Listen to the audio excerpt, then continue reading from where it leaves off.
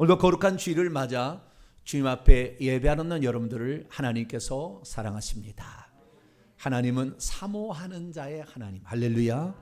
그릇대로 채워주시고 그릇을 깨끗게 하는 자에게 하나님께서 귀한 용도로 사용하십니다. 우리의 말씀을 들을 때 믿음의 그릇이 커지길 바라고, 회개를 통하여 우리의 그릇이 깨끗해져서 언제라도 하나님이 쓰실 때에 여기 있습니다, 종을 쓰시옵소서, 이러한 사람이 될 수 있게 되기를 간절히 바랍니다. 저는 오늘 말씀, 지난주 금요일 날 구원의 그 순간과 여정에 관한 말씀의 그 다음 편이다, 이렇게 생각하시면 돼요. 그래서 제가 금요일 날 한번 읽고 오십시오라고 얘기를 했는데 읽으셨습니까? 조용합니다. 네. 어쨌든 읽으실 것을 알고, 혹시 못 읽으셨으면 오늘 말씀을 주위에서 들으셔도 되니까요. 잘 들으시기 바랍니다. 저의 그 인생을, 제 예수 믿고 난 후의 인생을 제가 세 부분으로 구분할 수 있다고 한다면, 첫째는 오직 믿음을 따라갔던 시절이 있었습니다. 오직 믿음이라고 했을 때 오직 믿음은 단순한 이성적 동의가 아니라 목숨 걸고 주님을 믿는 신앙. 예수 그리스도를 믿는 순간부터 갖가지 핍박과 환난에 군대 가서는 죽을 위험까지 처해졌지만 한 번도 주님을 믿는 것을 후회해 본 적도 없고, 오직 주님만이 나의 주님입니다. 내가 주님을 한번 믿기로 했으면 나는 목숨 걸고 주님을 믿겠습니다. 그렇게 오직 믿음으로 살았어요. 그래서 하나님께서 특별히 저의 앞길을 이미 만세전에 예정된 대로 저의 길을 가게 하셨는데, 이 교육자 생활을 안 할 수 없도록 뭘 만들었어요. 그래서 군대에 있을 때부터 군종병으로 약 2년 동안을 전도사처럼 이렇게 지냈고, 물론 국어 국문학 했던 일반 신학도 아는 사람인데요. 그러다가 군대에 갔다 와서 결국에 새로운 영의 눈을 뜨기 시작했는데, 그렇게 해서 영의 세계를 알게 해주신 위대한 스승이 있습니다. 그 스승을 만나서 공부를 하게 되고 귀신의 눈을 뜨게 돼서 25살부터 귀신에 대한 얘기를 들었고 영적 세계를 알게 되었죠. 그래서 그동안 쭉 지내왔는데 오직 믿음을 가지고 영의 세계를 알고 왔지만 제 삶에 이것이 풀리지 않는 여러 가지 문제가 있다는 것을 계속해서 알게 됐어요. 무엇 때문일까 생각하다가 어느 날 우리가 회개를 잘 하지 않게 된다고 한다면 우리는 결국에 지옥에 떨어질 수 있겠다라는 사실을 알게 됐어요. 그래서 제가 예수 그리스도를 믿고 나서 약 2년 동안 교회만 가면 눈물이 쏟아지고 제가 잘못한 것도 별로 없는 것 같은데 무엇이 이렇게 죄를 지었는지 눈물이 그렇게 쏟아지더라고요. 그래서 그렇게 지내왔는데 나중에 이제 보니까 회개가 중요하구나. 그래서 저는 2013년 10월부터 회개의 중요성에 관하여 7년을 하루처럼 이렇게 선포를 해왔습니다. 우리가 믿음만 있어서 되는 것이 아니라 회개를 해야 죄가 없어야 천국에 들어가는 것이고, 예수 그리스도를 믿는 것은 예수 그리스도를 통하여 죄를 용서받을 수 있는 자격을 획득한 겁니다. 할렐루야.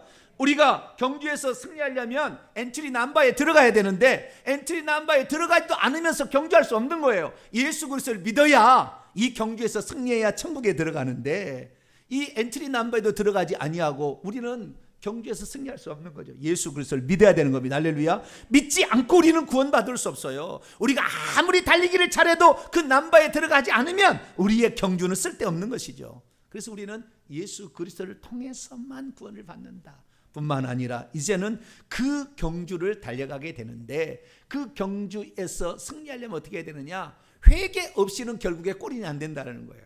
그래서 그때부터 회개를 외쳐서 7년을 외쳐왔습니다. 그런데 지난 달부터 제가 이 회개의 중요성의 또 다른 측면을 발견했는데, 그것은 예수 그리스도를 믿어도 질병에 시달리고 예수 그리스도를 믿어도 자녀가 힘들고 예수 그리스도를 믿어도 막히는 게 많고 예수 그리스도를 믿어도 근심 걱정이 떠나지 않고 예수 그리스도를 믿어도 혈기 분노를 이기지 못하고 이렇게 자라온 그 이유가 무엇인가?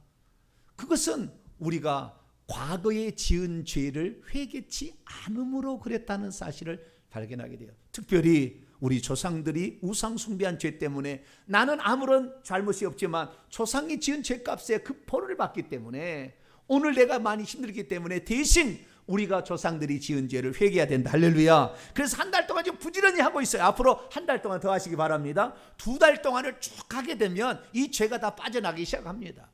그래서 이 지금 이렇게 회개를 하고 있는데, 이렇게 회개를 하면서 제가 메시지를 전해서 유튜브 방송을 했더니 수많은 데서, 울산에서, 부산에서, 구리에서, 미국에서, 캐나다에서 목사님 그 회개 그러면 나도 좀 할 수 있도록, 그래서 그걸 보내드렸더니 그것을 진짜 했더니 귀신이 떠나는 영안이 열려서 그 얘기를 직접 경험한 사람이 저에게 많이 지금 보고가 들어오고 있어요. 그래서 야, 과거의 죄를 왜 내가 회개하지 않았던가. 예수 그리스도를 믿고 나서 저는 그랬거든요. 나는 부모에게 얼마나 효달려고 노력했고 이 선하게 살려고 노력했는지 법 없이도 살 사람이라 내 스스로 생각했거든요. 그런데 예수 그리스도를 그 믿는 순간에 그렇게 폭포수 같은 눈물이 나온 이유가 뭐였을까? 다시 지난 한 달 동안 지금 목소리가 제가 이렇게, 여러분 죄송해요. 왜냐하면 제 목소리가, 설교자가 목소리가 안 좋으면 안 되잖아요. 근데 회개 안 할 수가 없어요. 통곡이 안 나올 수가 없어요. 그러다 보니까 회개하다 보니까 목소리가 이렇게 돌아오지 못하고, 이런 지금 처음이에요. 제 목소리가 이렇게 나쁜 게 아니거든요. 약간 이렇게 찢어지려면 비싼 소리가 약간 들어가는데 그런 소리가 아니었어요. 그런데도 어쨌든 지금 회개가 중요하다. 그래서 제가 회개에 집중했더니 다시 한번 옛날처럼 얼마나 많은 그 죄악들이 생각이 나는데, 처음에 예수 믿을 때는 전혀 생각지 못했던, 내가 예수 믿기 전에 절에 다니고 예수 믿기 전에 무당을 찾아가고 예수 그리스도를 믿기 전에 미신과 잡신을 얼마나 많이 섬기고 조상제사를 지극정성으로 했는지 그 죄악이 사무쳐서 그냥 읽다가 그냥 막 통곡하는 거예요. 그래서 오직 믿음만을, 지적 동의를 구원 얻는 게 아니고 진정한 회개가 있어야 이 사람에게 모든 어려운 문제, 저주가 떠나가게 되고, 할렐루야, 죽어서도 천국에 들어가는 줄로 믿습니다. 그래서 사도 베드로가 뭐라고 했느냐, 이렇게 얘기했습니다. 주의 약속은 어떤 이들이 더디다고 생각하는 것이 더딘 것이 아니라 오직 주께서는 너희를 대하여 오래 참으사 아무도 멸망하지 아니하고 다 회개하기에 이르시기를 원하시는다. 멸망하지 않으려면, 죽어서 지옥에 안 가려면 회개해야 된다라고 말하고 있다는 거예요. 부활하신 예수님께서도 말씀하셨습니다. 그러므로 지금 당장 회개하라. 그리하지 아니하면 내가 내게 속히 가서 내 칼로 너를 베버리겠다. 부활하신 예수님은 이제 이 땅에 오신 예수 그리스도는 우리의 죄를 용서해 주시기 위해서 자신을 희생하신 분이지만 천국에서 그분은 심판지로 우리를 만나게 될 거예요. 그래서 그분이 우리에게 강력하게 얘기를 하는 것이죠. 회개하려면 지금 회개할 수 있게 되기를 축원합니다.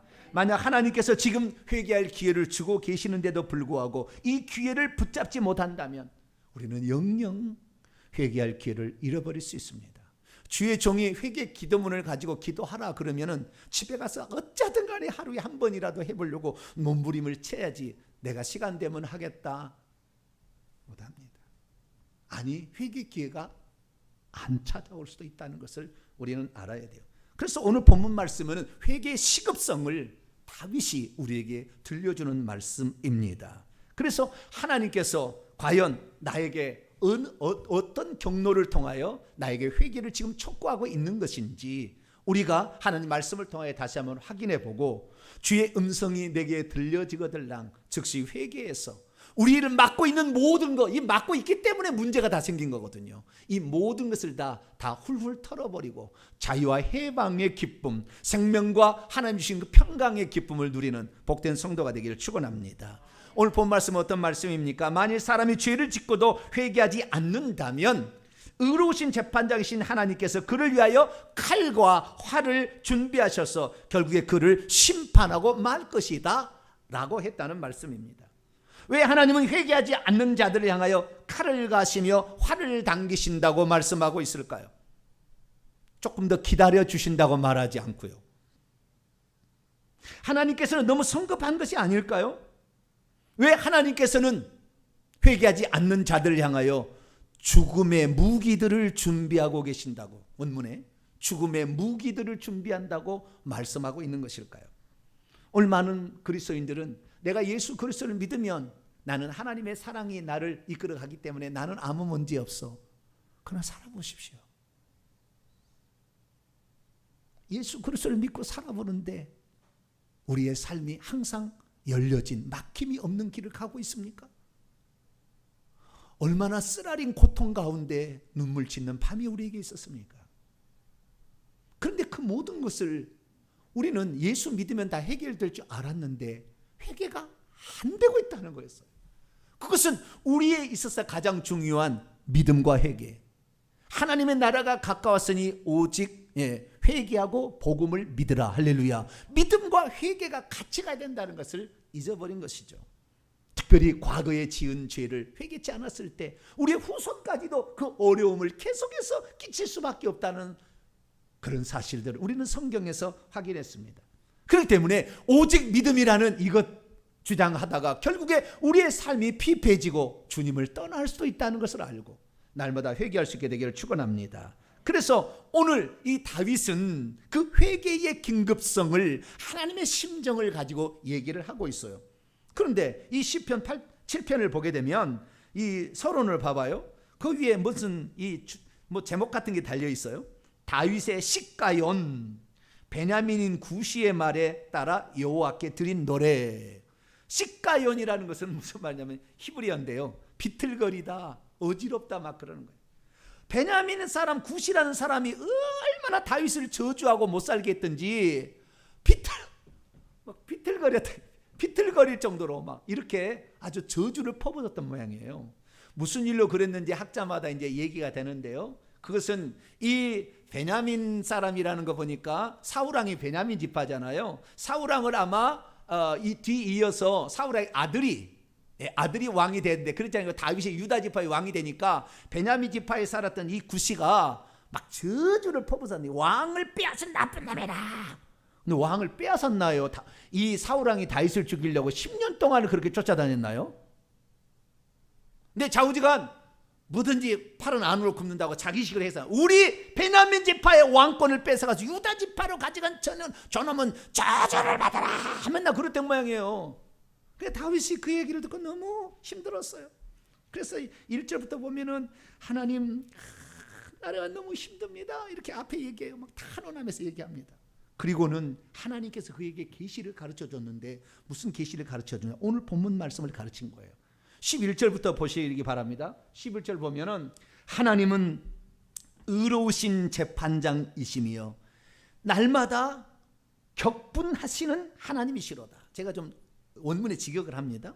사람이 만일 회개하지 아니하면, 죄를 회개하지 아니하면 그가 그의 칼을 가시며 그의 활을 이미 당기어 겨누시고 있도다.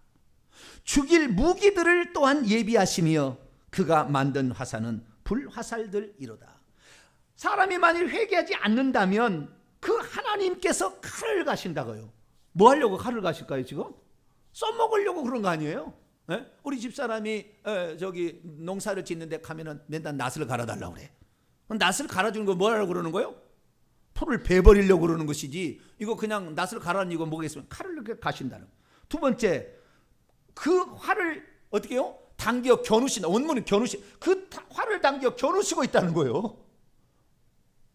그 다음에 죽일 도구도 죽음의 무기들이면, 원문은 죽음의 무기들을 예비하셔서 칼과 활 그것뿐만 아니라 다른 무기들도 예비하셔서 그를 치려고 하는데 그의 화살에 불이 붙었는데 이 화살이 불이라는 거예요. 결국에 그 맞으면 불화살로 맞아서 지옥에 떨어진다 그래요. 불못에. 그것을 말씀하고 있는 거예요. 믿음이 없으면 지금 도끼가 나무 뿌리에 놓여 있다는 것을 전혀 알지 못합니다. 믿음이 없으면 지금 회개할 마지막 기회인데도 그것이 내게 많이 남아있다라고 생각할 수 있습니다. 믿음이 없으면 하나님께서 들이닥칠 일촉즉발의 위기 상황인데도 그것을 헤아리지 못하고 지나갈 수 있습니다. 믿음이 없으면 하나님은 사랑의 하나님이신데 우리를 심판하겠소? 그렇게 생각해 버릴 겁니다.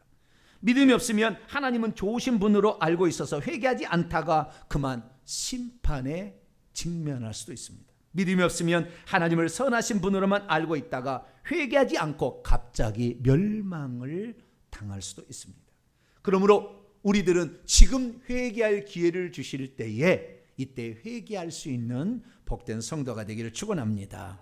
제가 여러분을 사랑하고 여러분을 아낍니다만 여러분의 모든 속속들이를 다 찾아갈 수가 없어요. 그러나 여러분이 회개만 한다면 여러분의 모든 삶은 제가 찾아가지 않아도 다 해결됩니다. 찾아갔더도 해결이 안 될 문제를 제가 바로 근심하고 있다가 이번에 이 과거의 죄, 우상숭배의 죄를 회개해야 해결된다는 걸 알게 됐어요. 그래서 이제는 이 회개를 지금 외치고 있는 것입니다. 사실 사람이 이 천국에 들어가려면 믿음과 회개로 신앙생활을 시작합니다. 이것이 친극이고요. 그 다음에 조금 더 가서 회개 생활이 더 잘 돼야 됩니다. 그래서 성결한 삶을 살다가 그리고 그 다음에 영화로운 단계인 천국에 들어가게 되는 것이죠. 그래서 오늘 우리는 예수 그리스도를 믿음과 동시에 그 다음에 성화의 삶의 가장 핵심인 이 회개 생활을 잘할 수 있게 되기를 축원합니다. 회개가 없이는 결국에 천국에 들어갈 수 없다라는 것을 말하는 거죠. 저는 지난 금요일의 시간을 통하여서 이스라엘 민족의 출애굽의 여정이 우리 개인이 구원받는 여정과 똑같다라는 말씀을 드렸습니다. 이 사단의 나라인 마귀의 제국인 애굽에 있던 백성들이 결국에 탈출을 해서 젖과 꿀이는 가나안 땅에 들어가는 여정이 곧 예수 그리스도를 믿어서 유월절 양이신 예수 그리스도를 믿어서 그분의 피로 죄 사함을 받은 자들이 이제 광야 생활을 통과해서 요단강 건너서 죽어서 천국에 들어가는 것으로 안식에 가나안 땅에 들어가는 것으로 우리의 인생이 이제 끝나게 될 것임을 말씀을 드렸는데요. 그래서 우리 그리스도인들이 이 땅에 사는 기간은 사실 광야 생활이에요. 근데 하나님께서는 왜 이 이스라엘 민족을 바로 그냥 광야 생활 없이 그냥 가나안 땅으로 바로 집어넣어 일주일이면 가는 것인데 바로 집어넣어버리지 왜 돌려가지고 광야 생활을 해서 40년을 뺑뺑이 돌린 다음에 그 다음에 가나안 땅에 들어가게 했을까를 생각해 봅니다. 여러분 그게 뭔지 아세요?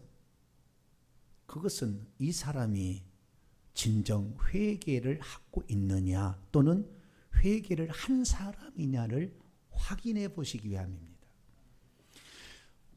애굽에서 탈출해 나오는 것은 초자연적인 전능한 하나님의 전적인 은혜로 나오는 거지 우리가 애굽 사람과 싸워서 이길 수 없어요. 그게 하나님 다 해주시는 거예요. 사실은 나왔지만 그러나 광야 생활을 하나님이 거치게 하는 것은 이가 진정 회개를 했는지를 확인해보고 회개한 자만 데리고 들어가겠다는 거예요. 그러니까 이 광야 생활의 핵심은 회개였던 것입니다. 그런데 그 사실을 우리가 모르고 나는 믿음이 있으니까 회개하지 않아도 괜찮아. 그리고 인생 살아보라고요. 신앙생활 해보라고요. 얼마나 어려움이 많은지.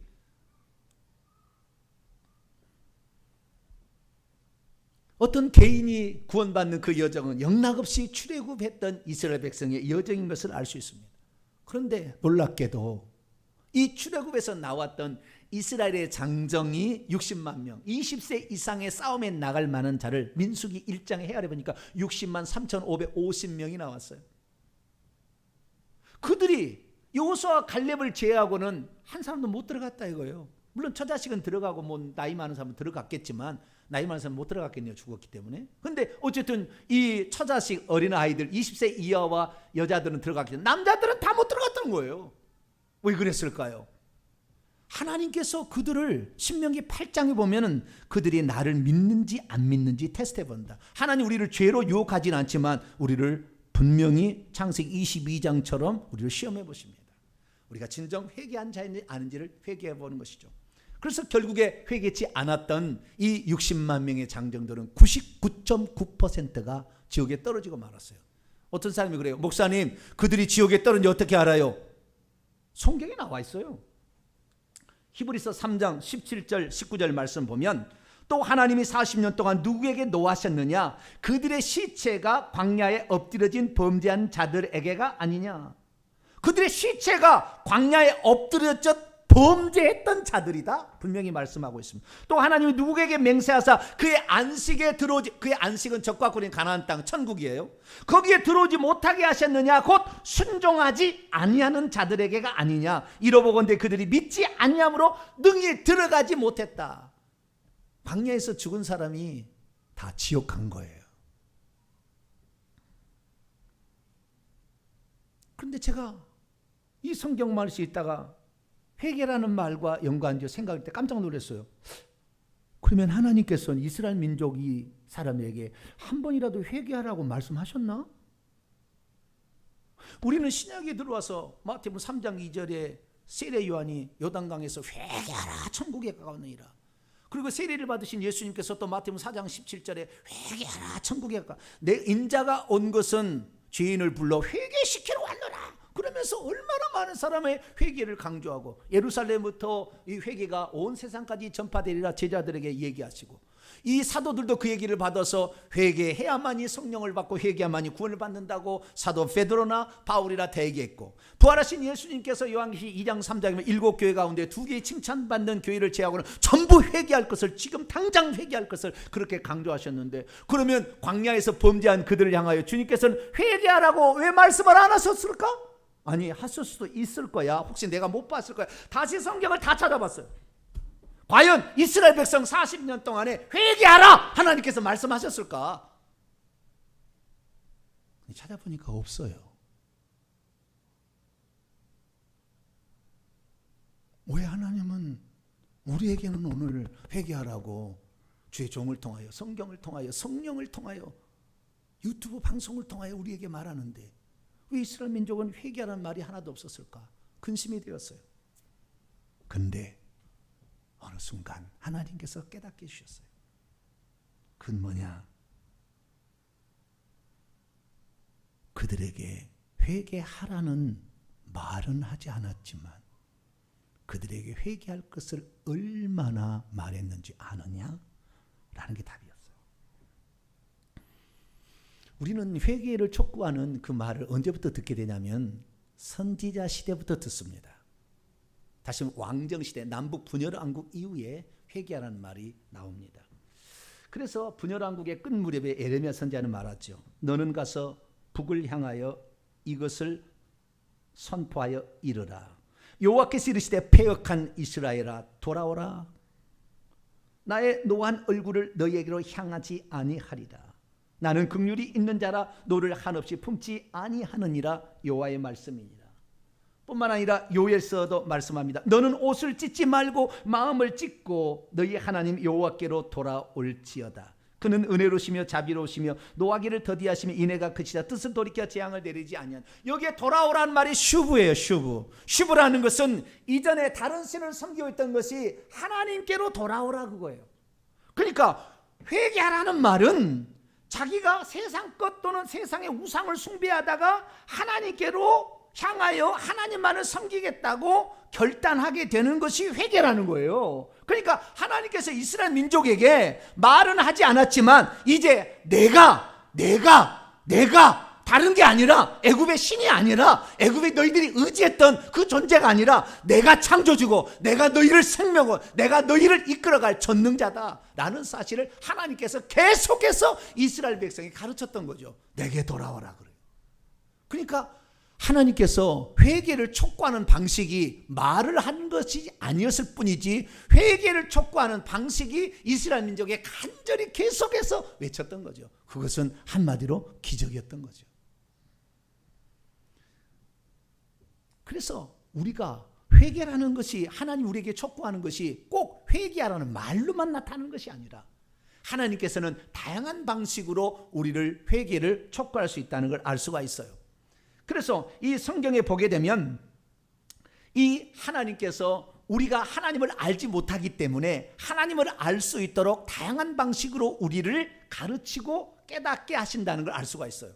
그런데 이 이스라엘 민족이 430년 애굽에 있을 때 바로도 애굽 사람도 하나님을 몰랐고 이스라엘 백성조차도 하나님을 모릅니다. 출애굽기 7장 4절 5절 보면 애굽의 왕 파라오도 모릅니다. 바로가 너희의 말을 듣지 아니할 터인즉 여호와께서 말씀하십니다. 내가 내 손을 애굽에 뻗쳐 여러 큰 심판을 내리고 내 군대 내 백성 이스라엘 자손을 그 땅에서 인도하여 낼 것이다. 내가 내 손을 애굽 땅 위에 펴서 이스라엘 자손을 그 땅에서 인도해 낼 때야 비로소 애굽 사람이 내가 여호와라는 것을 알게 될 것이다. 그런데 애굽 사람뿐만이 아니었어요. 이스라엘 사람도 마찬가지입니다. 이스라엘 사람도 하나님을 모르고 있었어요. 출애굽기 10장 1, 2절 말씀입니다. 여호와께서 모세에게 이르시되 바로에게로 들어가라. 내가 그의 마음과 그의 신하들의 마음을 완강하게 하면 나의 표징을 그들 중에 보여서 그들도 여호와를 알게 하기 위함이요 내가 내게 애굽에서 행한 일을 곧 내가 그들 가운데 행한 표징을 너의 아들들과 너의 자손들의 귀에 전하게 하기 위함이라. 너희 이스라엘 자손들은 내가 여호와인 줄을 결국에 알게 될 것이다. 그래서 하나님께서 이스라엘 민족을 가나안 땅에서 단번에 그냥 구출한 것이 아니라 거기에 갖가지 재앙들을 계속해서 내리심으로 말미암아 여호와가 누군지를 이 애굽의 신이 얼마나 무력하고 얼마나 가짜라는 것을 알 수 있도록 다양한 방식으로 계속해서 그것을 보게 하셨다는 것을 알 수가 있는 거예요. 그래서 하나님께서는 애굽에 있는 신들을 심판하시고 마지막에 이 생명을 자기들이 주관한다는 신을 심판하신 거예요. 출애굽기 12장에 보면은 내가 그 밤에 애굽 땅에 두루다니며 사람이나 짐승을 막론하고 애굽 땅에 있는 모든 처음 난 것을 다치고 애굽의 모든 신을 내가 심판할 것이다. 그래서 하나님께서는 결국에 무엇 때문에 이스라엘 민족을 이 광야로 이끌어냈냐면 궁극적인 목적은 천국을 데려가게 하지만 하나님이 누군지를 알게 하려 상천하지에 살아계시고 참신은 하나님뿐이라는 것을 회개하고 돌이켜서 믿으라고 그들을 지금까지 여러 과정을 통해서 광야까지 인도했던 것이죠.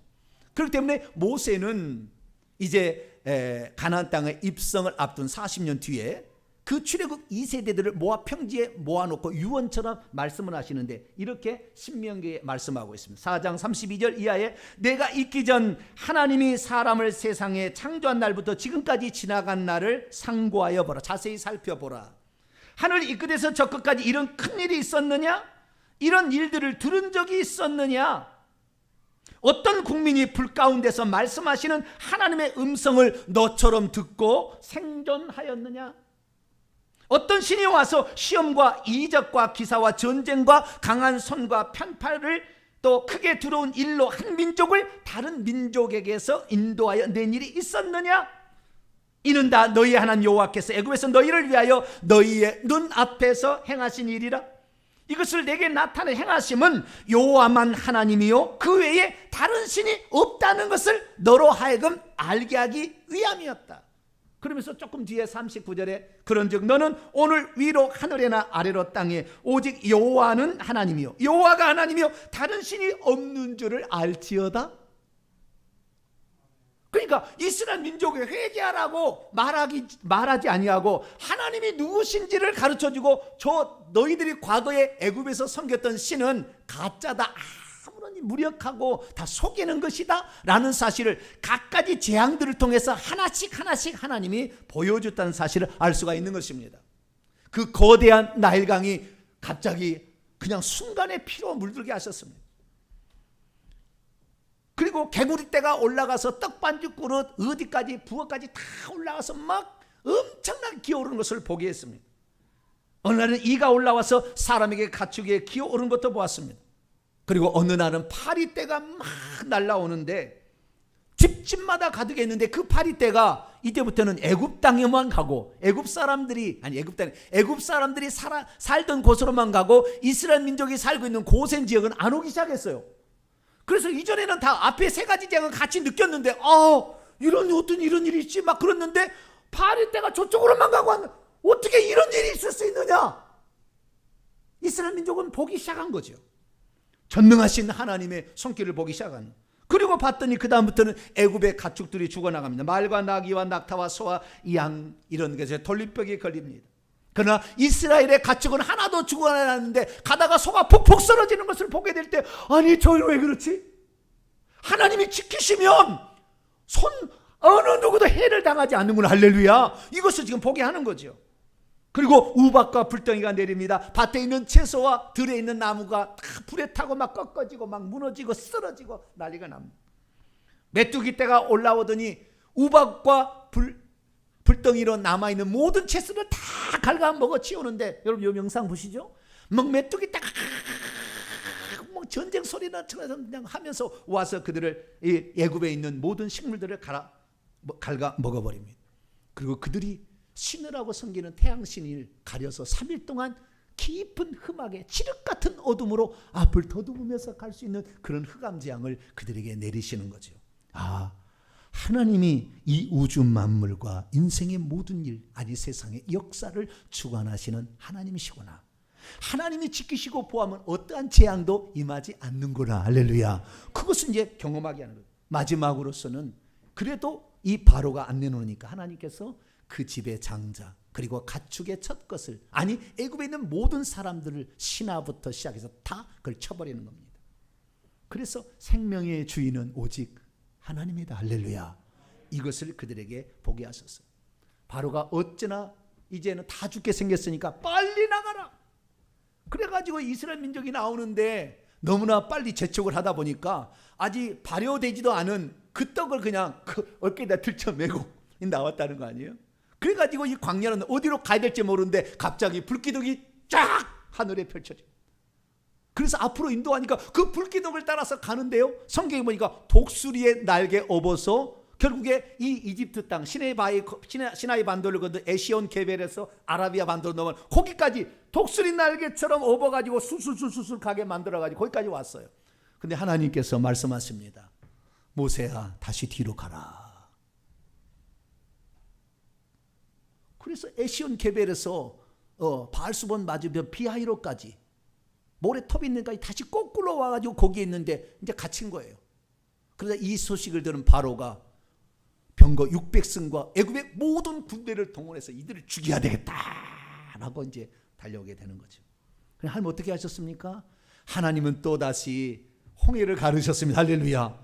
갈 길이 없으니까 바다를 갈라가지고 마른 땅으로 건너가게 하시고, 할렐루야. 애국 군대가 쫓아오니까 물을 합쳐서 결국에 수장을 시켜버리심으로 이스라엘 백성이 더 이상 도망자가 아니라 자연이 되게 만드셨습니다. 그리고 도착한 것인데 물이 떨어졌어요. 이제 물을 가져온 물이 떨어졌어요. 그래서 물이 없다 그러니까 나뭇가지를 던져서 말에 쓴물을 단물로 만드시고, 여기 양식이 떨어졌어요. 배가 고파요. 하늘에서 만나를 내리셔서 먹인 줄로 믿습니다. 다시 또 물이 떨어졌어요. 르비딤의 대형 아파트 8층 높이의 바위를 가운데를 쪼개가지고 물이 흘러서 도랑을 만들어서 철철철철철 흙에서 물을 먹게 한 줄로 믿습니다. 그런데 여기까지 살펴봤더니 하나님께서 단 한 번도 이스라엘 민족에 짜증을 내거나 화를 내시지 않아요. 여기까지는.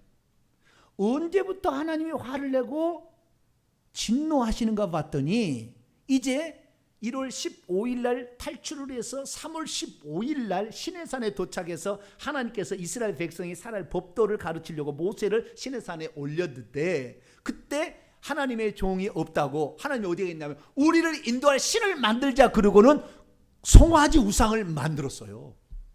그러니까 애굽에서 그들이 이스라엘 민족이 누구를 신을 섬기고 살았어요? 송아지 신을 섬기고 살았던, 그것이 여호와라고 우상을 만들게 되자 하나님이 진노하셨어요. 내가 이 백성을 여기서 쓸어버리겠다고 했다고. 왜?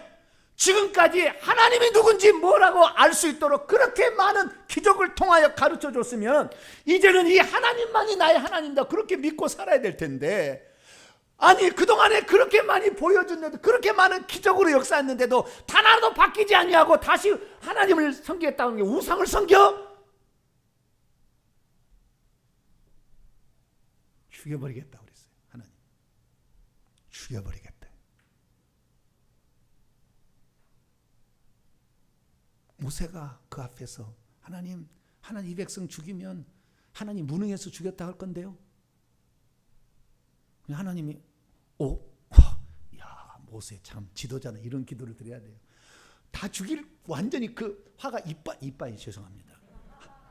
지금 그렇게 난 상황인데 다 그러면 하나님이 무능해서 광야에서 죽였다 할 건데요. 그리고 하나님 그리고는 모세가 즉시 하나님 편에 속한 자는 내게 오라. 그래서 이 우상을 숭배하며 광란의 춤을 추고 있는 사람을 날 오라고 해서 칼로 쳐서 죽여요. 하나님의 분노를 대신한 거예요. 3,000명이 그 자리에서 죽었는데요, 자기 형제를 죽입니다. 레위지파. 그래서 레위지파가 헌신하게 되고, 그리고 하나님께 기도합니다. 하나님 이 백성을 죽이시려면 내 이름을 생명책에서 지워주세요. 모세의 그 간절한 기도를 들으시고 하나님이 그 화를 내리지 않으세요. 그런데 조금 더 뒤에 한 8개월 정도 지난 1년쯤에 하나님께서 이제 이스라엘 민족을 테스트해 보려고 정탐꾼 10명을 불러다가 내가 줄 땅을 갔다 와라. 근데 갔다 와서 정탐꾼한테 보고합니다. 그 땅은 참 좋습니다. 그런데 안악 자손이 살고 있어서 가면 우리는 메뚜기처럼 밟혀 죽을 겁니다. 그랬더니 이스라엘 민족이 뭐라고 하는지 아세요? 자, 성경을 출애굽기 보겠습니다. 여기 말고요. 더 뒤에 봐야 되겠습니다. 출애굽기 14장만. 출애굽기 14장이 아니고요. 더 뒤에 봐야 돼요. 오늘 왔다 갔다 하네요. 주여. 이빠이가 아주 그냥 헷갈렸어요. 지금. 이스라엘 자손이 다 모세와 아론에게 원망하여 온 회중이 그들에게 이르되 우리가 지금 이 정탐꾼 보고를 단 다음에 하는 얘기요. 우리가 애굽 땅에서 죽었거나 이 광야에서 죽었으면 좋았을 것을 어찌하여 여호와가 우리를 그 땅으로 인도하여 들여서 칼에 죽이려고 하는가? 우리의 아들과 부인들은 잡혀서 죽게 될 건데 차라리 애굽으로 돌아가는 것이 낫겠다. 그런데요, 이스라엘 민족의 과거에도 그런 적이 있었어요. 많아요. 어떨 때 그랬느냐? 이 홍해 앞에 이제 막다른 골목이 칠 때 애국 군대가 뒤쳐올 때도 뭐라고 했는지 아세요? 출애굽기 14장 11절 12절 보면 그들이 또 모세에게 이르되 애굽에 매장지가 없어서 당신이 우리를 이끌어 이 광야에 죽게 하느냐? 어찌하여 당신이 우리를 애굽에서 이끌어내어 우리에게 이같이 하느냐? 우리가 애굽에서 당신에게 이른 말이 이것이 아니더냐? 이르기를 우리를 내버려 두라. 우리가 애굽 사람을 섬길 것이라 하지 아니하더냐? 애굽 사람을 섬기는 것이 광야에 죽는. 처음에는 모세를 원망했죠. 나중에 여호와 당신이 우리를 죽이려고 여기까지 데려왔느냐? 해야 하지 말아야 할 말을 구분하지 못합니다. 왜? 하나님을 믿지 못하니까. 그동안에 얼마나 하나님께서 내가 누구라는 것을 이스라엘 민족이 몰랐잖아요. 애굽에 있을 때. 그러니까 내가 이런 전능자고 내가 보호자고 내가 구원자고 내가 생명의 주인이라는 것을 그렇게 많이 가르쳐 주었음에도 불구하고 깨닫지 못하고 광야에 나와서 그들이 한다는 맨 처음에 한 일이 우상 만들어서 섬기고 젖과 꿀인 가나안 땅을 들어가려고 거기를 가르쳐 주는데 우리를 죽이려고 데려가느냐 이렇게 했을 때 하나님은 없애버린다고 그랬어요.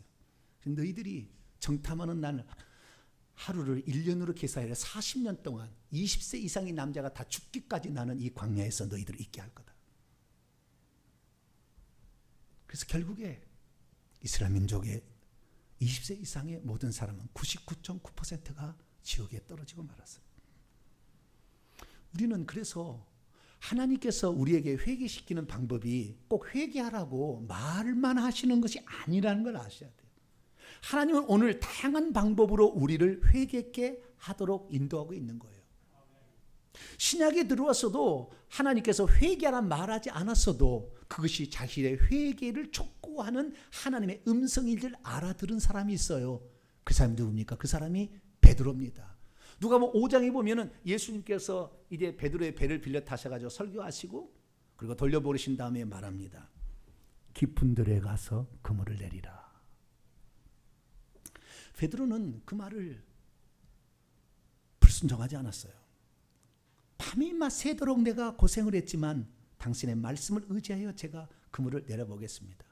보통 사람 같으면은 그가 진정한 하나님의 음성을 들을 줄 모르는 사람이다. 이 사람아, 깊은 데로 가면 그물이 내려올 때 고기가 밑으로 빠지지. 얕은 데 그물을 던져야 그래도 잡을 만한데 대낮에 깊은 데로 가서 그물을 내리면 고기를 잡겠어 이 사람아? 이렇게 했을 텐데 베드로는 그 말 하지 않아요. 그분의 음성에 순종합니다. 그랬더니 그물이 찢어지도록 고기를 잡습니다. 그런데 베드로가 즉시 회개를 해버립니다. 어떻게 회개합니까? 시몬 베드로가 말합니다. 예수의 무릎 앞에 엎드립니다. 주여 나를 떠나소서. 왜냐하면 나는 죄인이기 때문에 죄 있는 사람이기 때문입니다.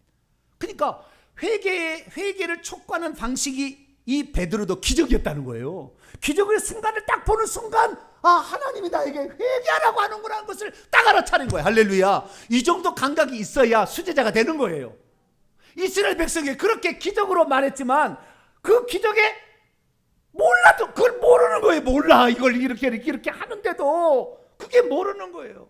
하나님께서 오늘 우리에게 질병으로 쳐가지고 너 그렇게 살면 안 돼. 회개하라고 그렇게 가르치는데도 자기 몸이 나빠져서 죽어가는데도 깨닫지 못한다 그 말이에요. 자기의 자녀를 그렇게 막 너무 힘들어서 그렇게 고통 가운데 있는데 그래도 회개하지 않고 아니야 다른 문제 때문에 있어 이렇게 지금 회개하지 않고 있다고 말이에요. 하나님은 오늘도 회개할 여러 가지 방법으로 우리를 지금 촉구하고 있네요. 이것은 각 사람마다 다 다른 것입니다.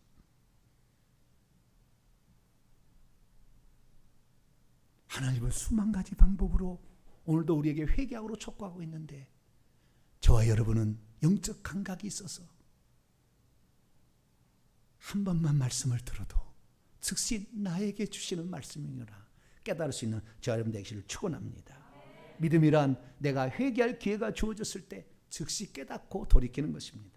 지금 하나님께서 내게 어떤 기회를 주고 계시는지를 금방 알아차려서 거기에 반응하는 것, 이것이 참다운 믿음의 사람인 줄도 믿습니다. 그러나 만약 우리가 그것을 깨닫지 못한다면 주님께서 오늘 본 말씀 다시 성경을 보세요. 사람이 만일 회개하지 아니하면 그가 그의 칼을 가시며 그의 활을 이미 당기어 예비하셨도다. 회개의 급박성, 촉급을 지금 다투는 것임을 말씀하고 있는 거예요. 다윗은 구시가 그렇게 하면 하나님께서 지금 잘못했다고 그에게 뭔가를 지금 책망하고 있는데 왜 그걸 깨닫지 못하고 계속 저주를 퍼붓고 있지? 저러다가 한순간에 끝나게 될 걸 다윗은 알았던 거예요. 우리도 회개 다음 시간 되면 해야 되겠다 이렇게 늘 연기하다 보면 어느 순간에 하나님이 이미 당긴 화살에 자기의 가슴에 맞아서 죽을 수도 있다는 것을 우리는 아셔야 됩니다. 감사하게도 나는 12절 볼 때 이것이 무서운 말이지만 거꾸로 말하면 또 복이에요. 왜냐하면 여러분 이렇게 한번 제가 해볼게요. 사람이 만일 죄를 범하였으면 그가 그의 칼을 가시며 그의 활을 이미 당기어 겨누시도다. 사람이 만일 죄를 범하면 이게 아니고 사람이 만일 회개하지 아니하면 할렐루야 난 너무 감사해. 죄를 범하면 이런다는 것이 아니라 죄를 범한다 할지라도 하나님 죄 안 보겠다는 거잖아요. 회개만 한다면 하나님 용서해 주겠다는 거잖아요. 우리가 그래서 신약 성경이 들어오면 회개만 하면 하나님께서 얼마나 기뻐하시는지 누가복음 18장의 세리가 날마다 남의 것을 뜯어먹었어도 가슴을 치며 회개하니까 오늘 너는 의롭다 하심을 받았다 할렐루야 칭의를 주시겠다고 약속하고 있어요. 누가복음 19장에 보면은 삭개오가 있는데 그 삭개오에게 뭐라고 이야기합니까? 이 집에 구원이 이르렀으니 이도 하나님의 자손 이르렀다 할렐루야 그렇게 말씀하고 누가복음 23장에 한편 강조하면 오늘 내가 나와 함께 낙원에 있으라 회개하기만 하면 어떤 죄를 져도 과거에 안 보신다고 말이에요. 오늘 내가 나와 함께 낙원 천국에 있게 하겠다 할렐루야 말씀하고요. 요한복음 9장에 회개하기만 하면 어떻게 해요? 나면서 소경된다 할지라도 그 저주로부터 해방되어 눈을 뜨게 해주시겠다고 하는 거예요. 할렐루야. 베드로처럼 회개하기만 하면 그를 사람을 낚는 업으로서 이 땅에 가치 있는 삶을 살 수 있도록 그 길을 열어주시겠다 말씀하고 있는 것이죠. 그래서 우리는 가장 시급한 지금의 일은 우리가 즉시 회개하는 일인 줄로 믿습니다. 하나님은 우리에게 오늘도 회개하라 말씀하실 때에 뒤로 미루지 말고 회개함으로 말미암아 우리의 모든 저주로부터 벗어나고 하나님이 약속하신 저 천국에 들어갈 수 있는 복된 성도가 되기를 간절히 축원합니다. 거룩하신 하나님 감사합니다. 오늘 하나님께서 우리에게 회개하라 하심은 우리를 사랑하시는 가장 큰 중요한 말씀인 것을 들었습니다. 각 사람에게 회개를 촉구하는 방법은 다르지만 우리가 그걸 즉시 회개로 알아듣게 하여 주시고 그 앞에 베드로처럼 무릎 꿇고 엎드려 주여 나는 죄인입니다. 회개하며 나아가는 저희들 되게 해 주옵소서. 우리 주 예수 그리스도의 이름으로 기도하옵나이다.